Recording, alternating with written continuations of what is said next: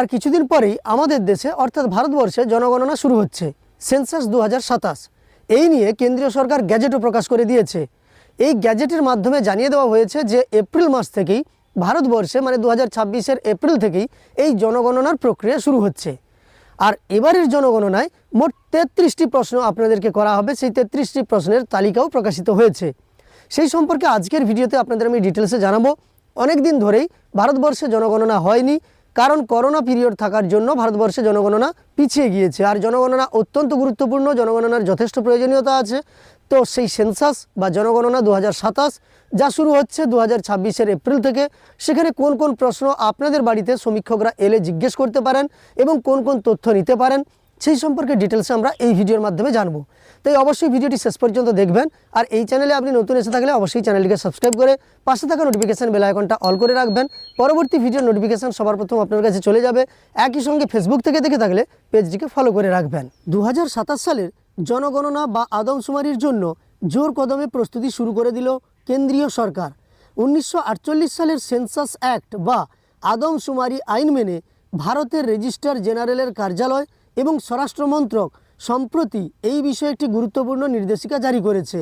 এই নির্দেশিকা অনুযায়ী জনগণনা প্রথম পর্বের কাজ খুব শীঘ্রই শুরু হতে চলেছে। এবারের জনগণনায় নাগরিকদের ঠিক কী কী প্রশ্নের মুখোমুখি হতে হবে এবং কিভাবে তথ্য সংগৃহীত হবে তা নিয়ে সাধারণ মানুষের মধ্যে কৌতূহল তুঙ্গে। আসুন জেনে নেওয়া যাক 2027 সালের জনগণনার সময়সূচি, পদ্ধতি এবং সেই 33টি প্রশ্নের তালিকা যা আপনার কাছে জানতে চাওয়া হবে। জনগণনা বা সেন্সাস 2027-এর সময়সূচি ও পদ্ধতি। সরকারি বিজ্ঞপ্তি অনুযায়ী চলতি বছরের 1 এপ্রিল থেকে জনগণনার কাজ শুরু হবে এবং তা সেপ্টেম্বর মাসের মধ্যে সম্পন্ন করার লক্ষ্যমাত্রা রয়েছে বা রাখা হয়েছে। সমগ্র প্রক্রিয়াটি দুটি প্রধান পর্যায়ে বিভক্ত। দুটি পর্যায়ে এই জনগণনার প্রক্রিয়াকে বিভক্ত করা হয়েছে।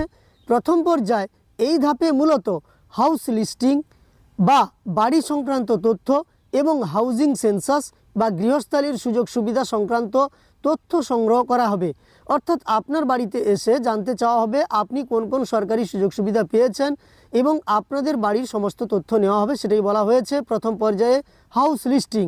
দ্বিতীয় পর্যায়ে এই ধাপে মূল জনসংখ্যা গণনা করা হবে। অর্থাৎ বর্তমানে ভারতবর্ষের জনসংখ্যা কত সেটা দ্বিতীয় পর্যায়ে গণনা করা হবে। এবার এই যে তথ্য সংগৃহীত হবে তার পদ্ধতি সম্পর্কে জানানো হয়েছে। এবারের জনগণনায় প্রযুক্তির ব্যবহার উল্লেখযোগ্যভাবে বৃদ্ধি পাচ্ছে, মানে ডিজিটালি কিন্তু সব কিছু সংগ্রহ করা হবে। সরকারি আধিকারিক বা গণনাকারীরা বাড়ি বাড়ি গিয়ে তথ্য সংগ্রহ করবেন। তবে নাগরিকদের সুবিধার্থে সেলফ ইনফরমেশন বা নিজে থেকে তথ্য জমা দেওয়ার ব্যবস্থাও রাখা হচ্ছে। এই প্রক্রিয়ায় নাগরিকরা অনলাইনে নিজেদের তথ্য আপলোড করার জন্য বা আপডেট করার জন্য 15 দিন সময় পাবেন। অর্থাৎ সেখানে নাগরিকরা নিজে থেকেও নিজেদের তথ্য আপলোড করতে পারবেন বা আপডেট করতে পারবেন অনলাইনে।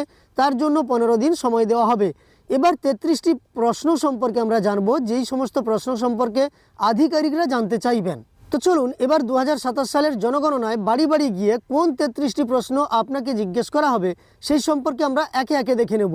প্রথমে দেখতে পাচ্ছেন আপনার বাড়ির নম্বর, পুরসভা বা স্থানীয় কর্তৃপক্ষ বা আদমশুমারির যে নম্বর সেই নম্বরটা সম্পর্কে জানতে চাওয়া হবে।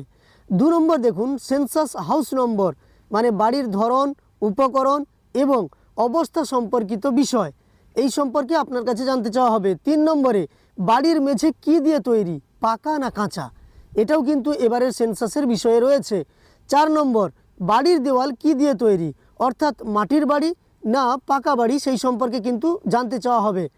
5 নম্বরে দেখুন বাড়ির ছাদ কী দিয়ে তৈরি। 6 নম্বরে আপনার বাড়ি কি কাজে ব্যবহার করা হয়, যেমন আপনার বাড়ি থাকার জন্য নাকি বাণিজ্যিক কোনো কাজে ব্যবহার করা হয়, মানে বাড়িতে আপনি শুধুমাত্র বসবাস করে থাকেন না সেটি ব্যবসার কোনো কাজে লাগিয়ে থাকেন, সেই সম্পর্কে কিন্তু জানতে চাওয়া হবে।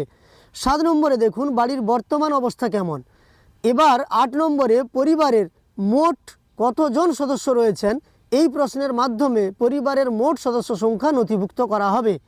9 নম্বরে পরিবারের কতজন সদস্য বর্তমানে ওই বাড়িতেই বসবাস করেন, যারা স্থায়ীভাবে ওই বাড়িতে থাকেন তাদের সংখ্যা জানতে চাওয়া হবে। মানে অনেকেই হয়তো স্থায়ীভাবে থাকেন না বাড়ি থাকলেও, কিন্তু স্থায়ীভাবে যারা থাকেন সেই সংখ্যাটা জানতে চাওয়া হবে।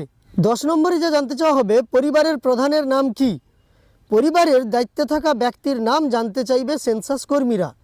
এবার 11 নম্বরে পরিবারের প্রধানের লিঙ্গ কী, অর্থাৎ পরিবারের প্রধান পুরুষ না মহিলা অথবা অন্য কোনো লিঙ্গের অন্তর্ভুক্ত কিনা সেই তথ্য সংগ্রহ করা হবে। এবার দেখুন 12 নম্বরে আছে পরিবারের প্রধান তফসিলি জাতি, তফসিলি উপজাতি মানে এসসি এসটি বা ওবিসি নাকি অন্যান্য শ্রেণীর অন্তর্ভুক্ত। এই প্রশ্নের মাধ্যমে পরিবারের প্রধানের সামাজিক শ্রেণীভুক্তির তথ্য নথিভুক্ত করা হবে। 13 নম্বরে বাড়ির মালিকানার অবস্থা কী, বাড়িটি নিজস্ব না ভাড়া বাড়ি না সরকারি বরাদ্দ নাকি অন্য কোনো ব্যবস্থায় বসবাস করা হচ্ছে তাও জানতে চাওয়া হবে। এবার 14 নম্বর প্রশ্ন যেটা আপনার কাছে জানতে চাওয়া হবে, পরিবারের মোট কতগুলি ঘর ব্যবহার করে, এর মাধ্যমে বসবাসের জন্য ব্যবহৃত ঘরের সংখ্যা নথিভুক্ত করা হবে। এবার 15 নম্বরে যা জানতে চাওয়া হবে, পরিবারের বসবাসকারী বিবাহিত দম্পতির সংখ্যা কত, আপনার বাড়িতে থাকা বিবাহিত দম্পতির মোট সংখ্যা জানতে চাওয়া হবে।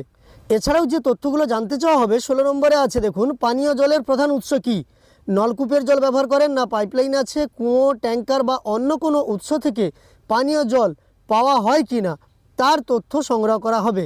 17 নম্বরে পানীয় জলের উৎস কতটা সহজলভ্য, মানে কতটা সহজে পানীয় জল পাওয়া হয় বা পাওয়া যায়, এই তথ্যের মাধ্যমে জানতে চাওয়া হবে আপনার বাড়ির মধ্যেই জল পাওয়া যায় নাকি বাইরের থেকে আলাদা করে আপনাকে জল সংগ্রহ করতে হয়।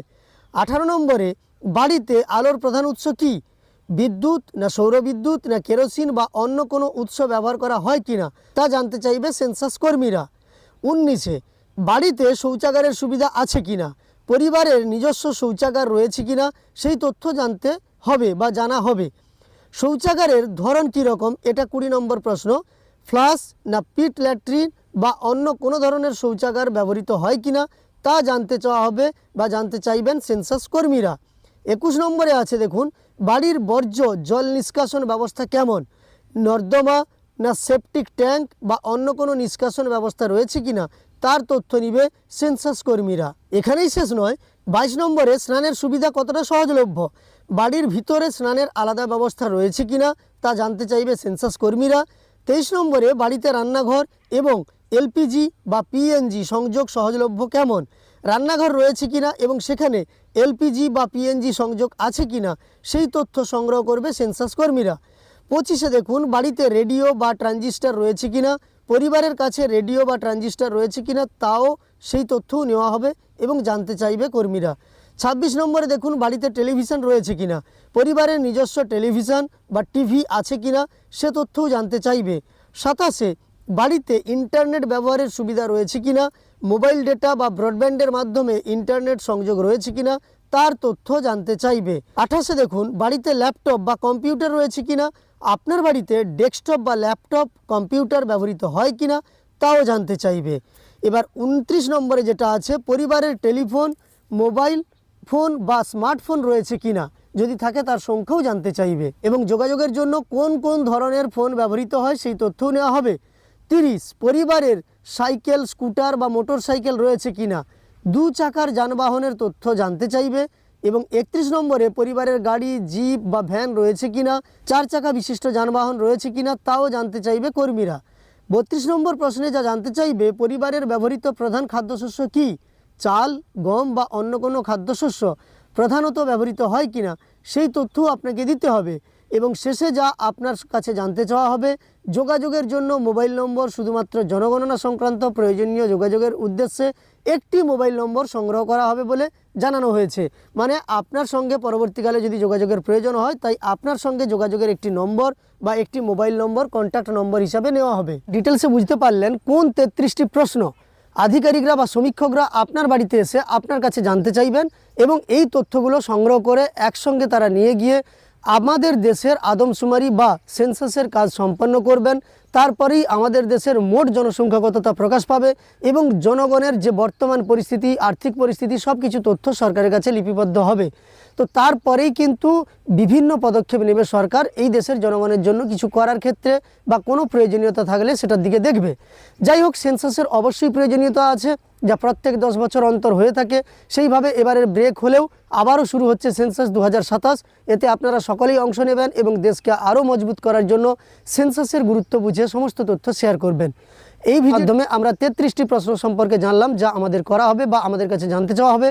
সম্পূর্ণ ভিডিওটি দেখার পরে আপনার উপকারে এসে থাকলে একটি লাইক করে উৎসাহিত করার সঙ্গে সঙ্গে এই ধরনের তথ্য আরও পাওয়ার জন্য চ্যানেলটিকে সাবস্ক্রাইব করে পাশে থাকা নোটিফিকেশন বেল আইকনটা অল করে রাখবেন। ফেসবুক থেকে দেখে থাকলে অবশ্যই পেজটিকে ফলো করে রাখবেন।